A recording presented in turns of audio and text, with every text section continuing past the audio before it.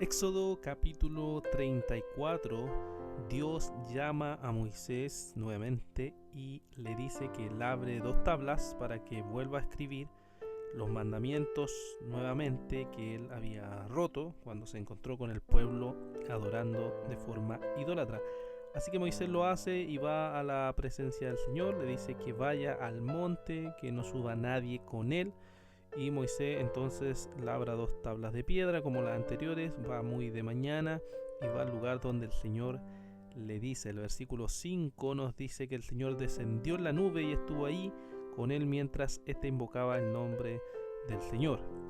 Entonces aparece el Señor delante de él y Moisés proclama y dice en el verso 6: el Señor, Dios compasivo y clemente, lento para la ira y abundante en misericordia y en verdad, que guarda misericordia a millares, el que perdona la iniquidad, la transgresión y el pecado, y que no tendrá por inocente al culpable, que castiga la iniquidad de los padres sobre los hijos y sobre los hijos de los hijos, hasta la 3ª y 4ª generación. Y Moisés entonces se inclina y adora al Señor.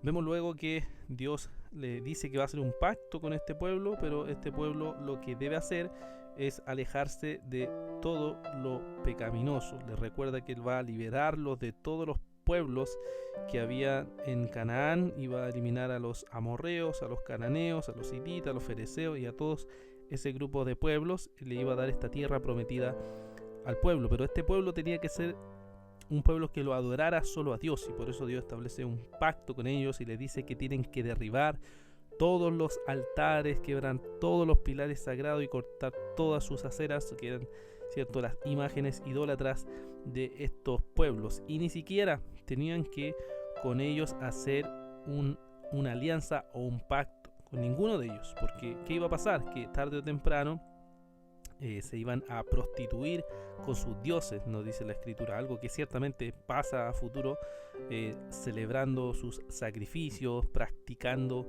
sus obras paganas a sus dioses. Entonces les llama a no tener ninguna práctica ni relación con ellos. Luego les recuerda al pueblo que tiene que guardar la fiesta que Dios había establecido. Tenemos verso 18, la fiesta de los panes sin levadura. Tenemos en el verso 21 la fiesta de las semanas, y tenemos también, por supuesto, la fiesta de la Pascua en el verso 25. Todas estas fiestas que el Señor iba a dar mucho más detalle eran fiestas que Dios había mandado y que el pueblo tenía que practicar y tenía que guardar conforme a la palabra de nuestro Señor. Y vemos entonces que Moisés pasa con el Señor. Nos dice el versículo 28 que Moisés estuvo ahí con el Señor 40 días y 40 noches, no comió pan ni bebió agua, y escribió en las tablas las palabras del pacto, los 10 mandamientos. Tenemos entonces a Moisés estando en la presencia constante de Dios. Y cuando este capítulo termina, nos describe cómo estaba Moisés en la presencia de Dios. Nos dice que él estaba delante de la presencia de Dios y él no se daba cuenta cómo su rostro resplandecía. Él no se daba cuenta de eso, y cuando iba hacia el pueblo tenía temor porque veía que el rostro de Moisés resplandecía, y tenían temor, nos dice, de acercarse a él.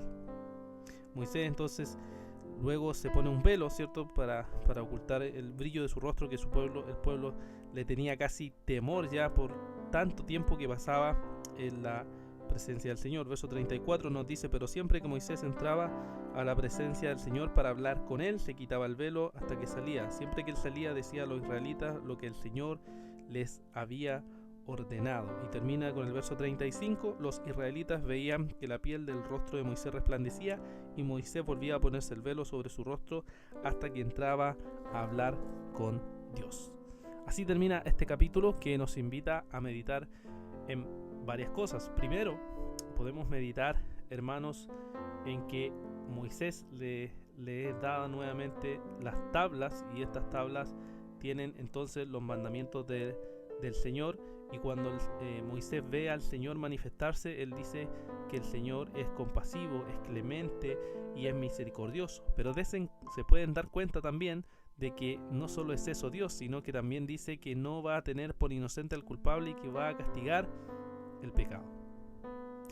Esto nos enseña el balance correcto y bíblico respecto a Dios, respecto a que Dios no solo es amor, como algunos creyentes dicen por ahí, sino que Dios también es un Dios justo, es un Dios santo, es un Dios que castiga el pecado y que va a juzgar el pecado.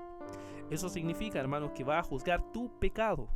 El Señor va a condenar tu pecado. El Señor no va a permitir que el pecado pase por alto. Si tú pecas, Dios va a juzgar tu maldad. Si tú estás contra la voluntad de Dios, Dios va a juzgar ese pecado. Por eso lo que debemos hacer, lo que debes hacer es correr constantemente a la presencia de Dios y confesar tus pecados delante de Dios, confesar tu maldad, confesar que no has vivido conforme a su voluntad y entonces confiar en la gracia de nuestro Señor Jesucristo. También podemos meditar en cómo la idolatría es un tema muy fuerte que lo podemos ver alrededor de las Escrituras. En el Medio Oriente, en el mundo antiguo, la idolatría se manifestaba principalmente por ídolos, ¿cierto? Por imágenes que se adoraban en esos tiempos. Y el Señor hace un pacto con ellos y cuando les llama pacto le dice que tienen que deshacerse de toda obra idólatra, de toda obra pecaminosa, ni siquiera hacer relación con ellos. Y es por eso que Jesús también es tan drástico cuando nosotros leemos en el Nuevo Pacto, en el Nuevo Testamento, de que el Señor dice: si tu ojo o tu pie te es ocasión de caer, córtatelo.